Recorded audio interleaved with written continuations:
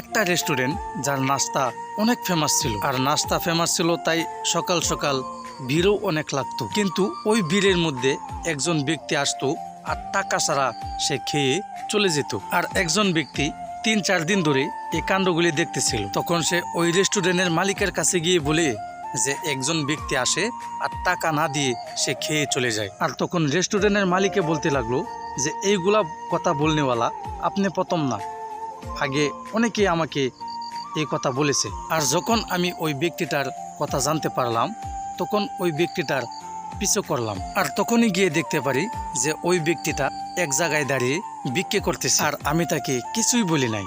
সে আমার রেস্টুরেন্টে আসে আর ফ্রিতে খাবার খেয়ে চলে যায়। তখন রেস্টুরেন্টের মালিকে ওই ব্যক্তিটাকে বলতে লাগলো যে আমার দোকানে ভিড় সব ওই ব্যক্তিটার জন্য। আর তখন ওই ব্যক্তিটা অবাক হয়ে বলতে লাগলো যে সত্যি ওই ব্যক্তিটার জন্য আপনার দোকানে ভিড়? আর তখন রেস্টুরেন্টের মালিকে বলে যে হ্যাঁ, একদিন আমি দেখেছি যে রেস্টুরেন্টের বাহিরে দাঁড়িয়ে ওই ব্যক্তি আল্লাহর কাছে দোয়া করতেছিলেন যে অনেক ভিড় দেও যাতে ফ্রিতে খাবার খেয়ে আমি চলে যাই। আর আমার রেস্টুরেন্টে ভিড়ের কারণ হয়েছে ওর দোয়া। আর কখনো জিন্দিগির মধ্যে যদি আপনার লাগে যে এগুলো আপনার জন্য হইতেছে, কিন্তু আমি বলবো এগুলো অন্য কেউর দোয়াতেও তো হতে পারে। ভিডিওটা ভালো লাগলে সাবস্ক্রাইব করে যাবেন।